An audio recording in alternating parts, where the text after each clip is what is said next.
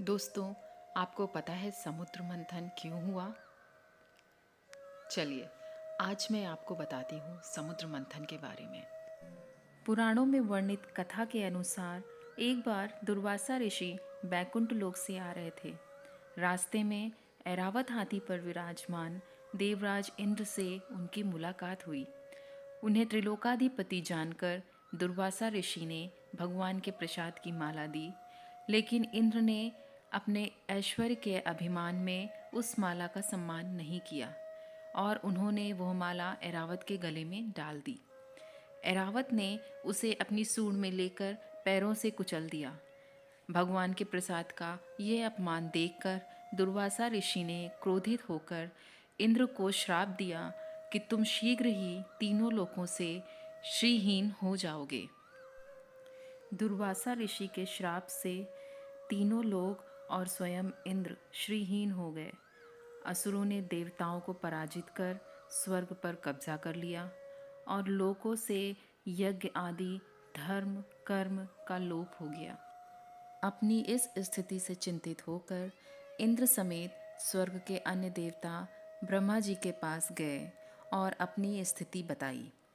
इसके पश्चात ब्रह्मा जी सहित अन्य सभी देवता बैकुंठ धाम पहुँचे और वेदवाणी के द्वारा भगवान की स्तुति करने लगे।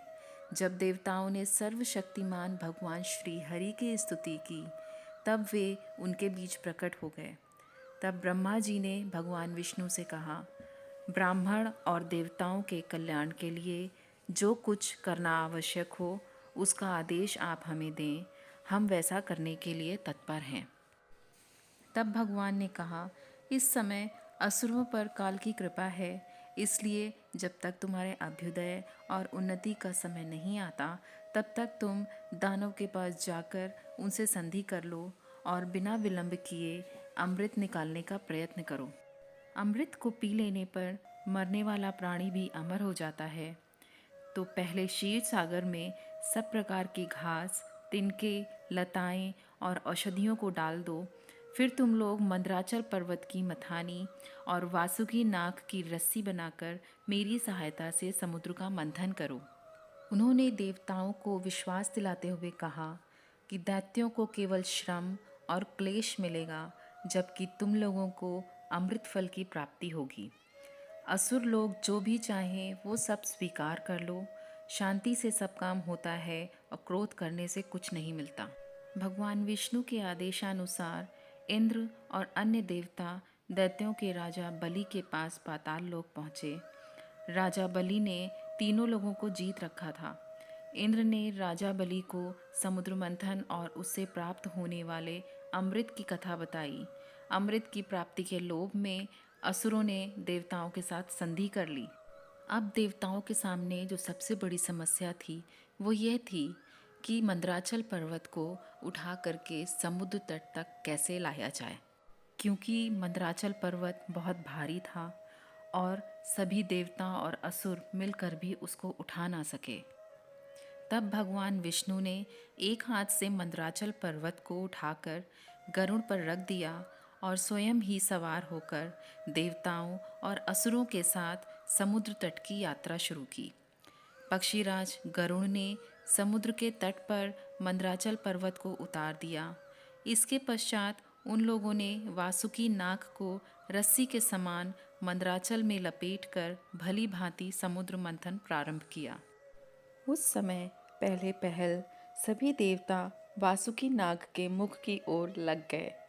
देवताओं का वासुकी के मुख की ओर खड़ा होना असुरों को पसंद नहीं आया। असुरों ने कहा, पूंछ तो सांप का अशुभ अंग है, हम उसे नहीं पकड़ेंगे। हम देवताओं से किसी बात में कम हैं क्या? असुरों की बात को सुनकर भगवान ने वासुकी का मुंह छोड़ दिया और देवताओं के साथ उन्होंने पूंछ को पकड़ लिया।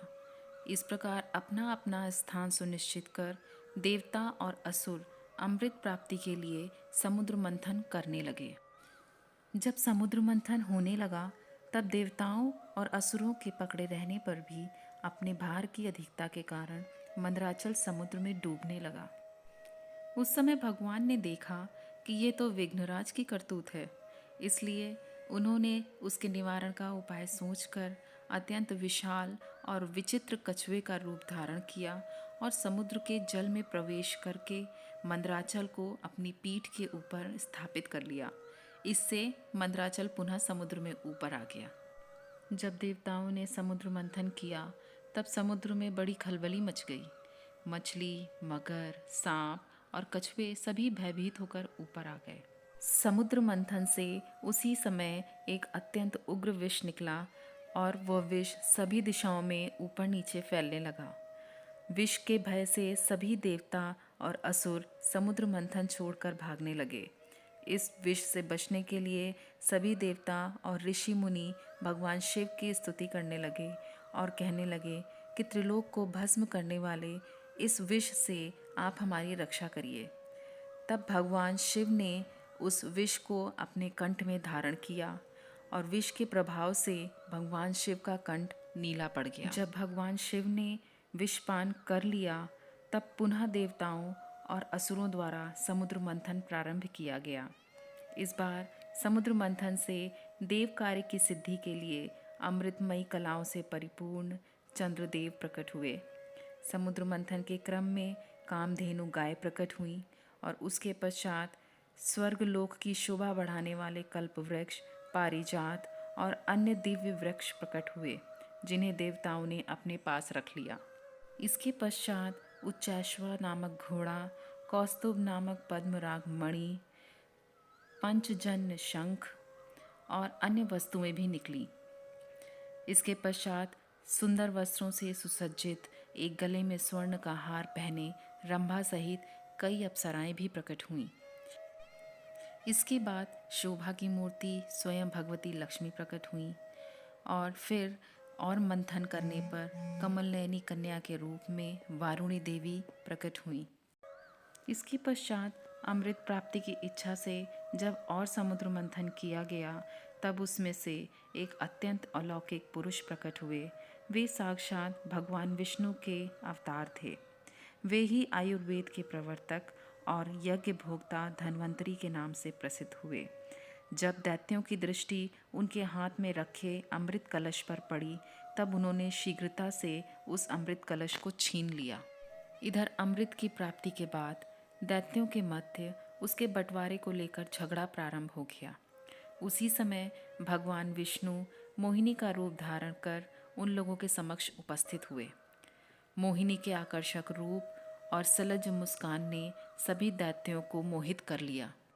सभी दैत्य मोहिनी के रूप पर मुग्ध होकर झगड़ा भूल गए और मोहिनी के पास चले गए। उन्होंने मोहिनी से कहा, हम लोगों ने अमृत के लिए बड़ी मेहनत की है। तुम न्याय के अनुसार निष्पक्ष भाव से इसे हम सब में बांट दो, जिससे हम लोगों में किसी प्रकार का झगड़ा ना हो। तब मोहिनी का रूप धारण किए भगवान विष्णु ने अमृत का कलश अपने हाथों में लेकर मुस्कुराते हुए कहा, मैं उचित या अनुचित जो कुछ भी करूं, वो यदि तुम लोगों को स्वीकार हो तो मैं ये अमृत बांट सकती हूँ। सभी दैत्यों ने एक स्वर में कहा, स्वीकार है। अगले दिन हाथों में अमृत कलश लेकर मोहिनी भी सभा मंडप में आई।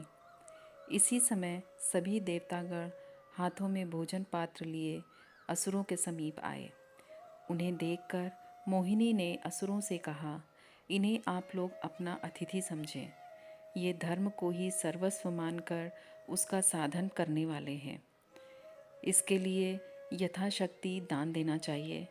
मोहिनी के प्रभाव में असुरों ने देवताओं को भी अमृत पान के लिए बुला लिया। भगवान ने मोहिनी रूप में यह विचार किया कि असुर तो जन्म से ही क्रूर स्वभाव वाले हैं। इनको अमृत पिलाना सर्पों को दूध पिलाने के समान बड़ा अन्याय होगा। इसलिए उन्होंने असुरों को अमृत का हिस्सा नहीं दिया। भगवान ने देवता और असुरों की अलग अलग पंक्तियां बना दी। इसके पश्चात अमृत का कलश लेकर भगवान दैत्यों के पास चले गए और उन्हें अपने हाव भाव से मोहित करने के बाद वे फिर से देवताओं के पास आ गए और उन्हें अमृत पिलाने लगे। असुर अपनी प्रतिज्ञा का पालन कर रहे थे, क्योंकि उन्हें ये विश्वास था कि मोहिनी देवताओं को अमृत पिलाने के बाद असुरों को भी अमृत पिलाएगी। इसलिए असुर शांत बैठे थे। जिस समय भगवान देवताओं को अमृत पिला रहे थे, उसी समय राहु नामक दैत्य देवताओं का भेष बनाकर उनके बीच आ बैठा और देवताओं के साथ उसने भी अमृत पी लिया। परंतु चंद्रमा और सूर्य ने उसकी पहचान कर ली और भगवान विष्णु को इसके बारे में बता दिया। अमृत पिलाते पिलाते भगवान ने अपने चक्र से उसका सिर काट डाला। अमृत का संसर्ग ना होने के कारण उसका धड़ नीचे गिर गया, परंतु सिर अमर हो गया। ब्रह्मा जी ने उसे ग्रह बना दिया। चंद्रमा के कृत्य से क्रोधित राहु चंद्रमा को निगल जाना चाहता था। चंद्रमा को अपना ग्रास बनाने के लिए राहु उसके पीछे दौड़ा। राहु के भय से चंद्रमा ने शिव जी की स्तुति करनी प्रारंभ कर दी और उनकी शरण में चला गया। चंद्रमा के विनय पर शिव जी ने उसे अपने जटा के ऊपर रख लिया। तब से चंद्रमा शिव जी के मस्तक पर शोभायमान है। चंद्रमा का पीछा करते करते राहु भी वहां पहुंचा और शिव जी की स्तुति करने लगा। राहु ने शिव जी से कहा, मेरा भक्ष्य चंद्रमा इस समय आपके समीप आया है, उसे आप मुझे दे दीजिए।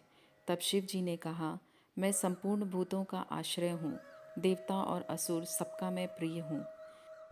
भगवान शिव के ऐसा कहने पर राहु भी उन्हें प्रणाम करके उनके मस्तक में स्थित हो गया। जब देवताओं ने अमृत पी लिया, तब समस्त लोगों को जीवन दान देने वाले भगवान ने बड़े बड़े दैत्यों के सामने ही मोहिनी रूप त्याग कर अपना वास्तविक रूप धारण कर लिया।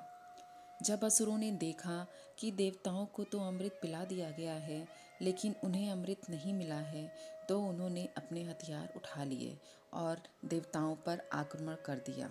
इधर देवताओं ने तो एक और अमृत पी लिया था, जिससे उनको एक विशेष शक्ति प्राप्त हो गई थी, और दूसरा उन्हें भगवान का आश्रय भी प्राप्त था, जिसके प्रभाव में आकर वे असुरों से युद्ध करने लगे। क्षीर सागर के तट पर अत्यंत भयंकर संग्राम हुआ। देवताओं और दैत्यों की वह लड़ाई ही देवासुर संग्राम के नाम से जानी जाती है। देवासुर संग्राम में इंद्र ने असुरों को पराजित किया और स्वर्ग लोक को वापस ले लिया। तो दोस्तों, ये थी समुद्र मंथन की कथा। अगली कहानियों और कथाओं को सुनने के लिए हमारे चैनल को सब्सक्राइब कीजिए। Thank you.